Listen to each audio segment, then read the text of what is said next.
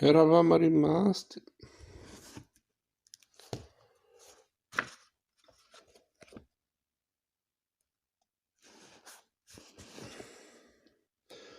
La storia di come i francesi sono venuti in Italia per fare la prima mappa giusta, onesta e nel pieno rispetto degli interessi dei piccoli risparmiatori italiani, è veramente bizzarra. La raccontiamo in sintesi. Al Credit Lyonnais, seconda banca francese di proprietà pubblica, cioè come la Comita, la BNL o il Credito Italiano, è stata offerta nella primavera dell'89 una fetta consistente del credito bergamasco, una banca privata con 90 sportelli e 2.800 miliardi di raccolta, quotata sul mercato ristretto della Borsa di Milano. Il Credito Lyonnais ha pagato 340 miliardi per un pacchetto del 29,68% del credito bergamasco, sborsando 52.000 lire per azione, diventando così l'azionista di maggioranza relativa. Bene. Questo prezzo era piuttosto elevato, era infatti del 73% al di sopra del prezzo di mercato. Un ordine di grandezza vicino al premio pagato da Berlusconi per la Standa. E i piccoli risparmiatori del credito bergamasco, in un primo momento sembrava che fossero stati, come sempre, presi in giro. Invece nel maggio dell'89 è successo qualcosa di molto inconsueto. La banca francese intendeva raggiungere una quota di quasi il 49% nella banca di Bergamo e ha deciso di fare un'offerta pubblica di acquisto parziale per la fetta del 20% che non aveva in mano. Meraviglia delle meraviglie, è accaduto qualcosa che non aveva assolutamente precedenti in Italia. Il Credit Lyonnais, spinto dai suoi consiglieri, il professor Guido Rossi e la Schroeder, Merchant Bank inglese, ha fatto l'OPA parziale allo stesso prezzo di 52.000 lire per azione, allo stesso premio del 73% al di sopra del valore di mercato. E per una volta i passeggeri del sedile posteriore si sono sentiti bene, sono stati trattati bene. Jean-Yves Aberer, il gran commise dello Stato francese che è presidente del Credit Lyonnais, è venuto a Milano per dare l'annuncio, che era contenuto in un prospetto dettagliato e anche insolito per il mondo degli affari italiano. Aberer ha sottolineato che non c'era alcun obbligo legale che si facesse un'OPA parziale allo stesso prezzo, ma la banca francese voleva mostrare buona volontà nella sua prima grande operazione sul territorio italiano. Qualche giorno dopo Guido Rossi, al tavolo del ristorante Don Lisander a Milano, riflette sull'operazione da lui spinta. E poi fra un lamento sul comportamento dei grandi della finanza italiana e la speranza che una legge italiana renda obbligatoria l'OPA, Rossi si sfoga. Si rende conto di cosa vuol dire tutto questo? Che ci vuole una banca francese di Stato per fare la prima OPA giusta in Italia. Non esiste. Invece esiste, strano, curioso, ma è così. È la prima volta che i piccoli risparmiatori italiani vengono trattati in modo giusto ed è una banca francese di Stato a farlo. Questo forse dà un'indicazione di come possono andare le cose nel prossimo futuro, quando cadranno le barriere finanziarie e industriali in Europa.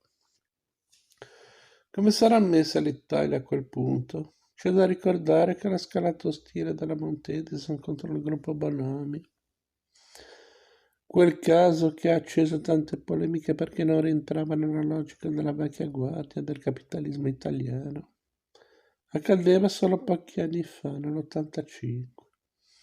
E nell'autunno 89 la vecchia guardia ha colpito ancora, quando Mediobanca ha rilevato, senza annunciarlo, salvo che in una riga del proprio bilancio, il 23% del capitale ordinario della cassaforte della famiglia Agnelli, l'IFI, ha un prezzo inferiore a quello quotato in borsa per le azioni privilegiate della stessa IFI. L'operazione ha destato molto sconcerto alla Borsa di Milano, anche perché nessuno l'ha annunciata, nessuno ha spiegato come si sia arrivati alla valutazione del prezzo, nessuno ha giustificato il motivo. Umberto Agnelli ha detto di augurarsi di riacquistare le azioni IFI, ma nessuno del gruppo Agnelli o di Mediobanca ha tentato di offrire informazioni particolareggiate.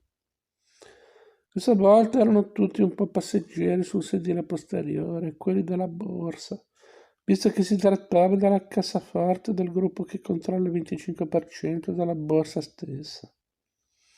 Bell'esempio. E la Consob di Franco Piga? Meglio tardi che mai, si può dire. Piga naturalmente è arrivato dopo che la cosa era venuta a chiedere informazioni. In Italia è proprio vero che la regolamentazione della borsa è cosa assai difficile. In altri paesi le cose vanno diversamente, sono acquisite da decenni. Ma in Italia a chi interessa lo sviluppo e l'evoluzione di un mercato finanziario più trasparente, più liquido, più maturo? A Mediobanca o alla vecchia guardia? A Mediobanca e alla vecchia guardia? Ai politici che sono impegnati a fare i loro giochini? Alle banche che vogliono fare i loro comodi? Agli agenti di borsa a cui piacciono le ingenti commissioni derivanti dal loro stato di semi-monopolio? Ai grandi gruppi che hanno interesse a che i loro titoli vadano bene nel momento giusto? Allo sceriffo? Dov'è lo sceriffo?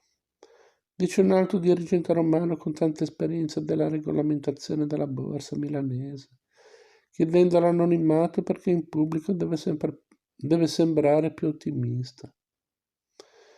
La mia speranza per il futuro in questo settore è molto bassa, dicono altri.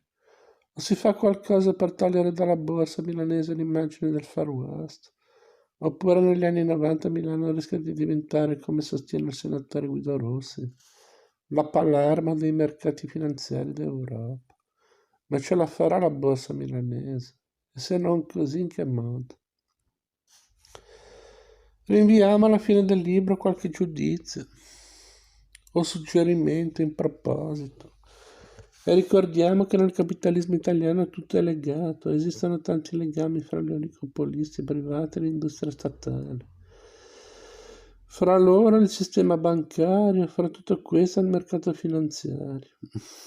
E non bisogna dimenticare la fonte principale dell'informazione per il pubblico, la fontana dei fatti rilevanti del capitalismo italiano, la sorgente dei mass media, dei mezzi di comunicazione. Non si può dimenticare che in un paese dove gli interessi sono così complicati da essere quasi capillari, in un paese nel quale un interesse nutre l'altro, nel fittobosco del capitalismo italiano ci sono anche i mass media, una grande garanzia di capitalismo democratico. Una cosa fondamentale è la libertà di stampa, l'indipendenza dei mass media, ma in Italia è proprio così. Capitolo 7. Il capitalismo italiano e il mass media. Ma questo lo vedremo in un prossimo video, in una prossima puntata.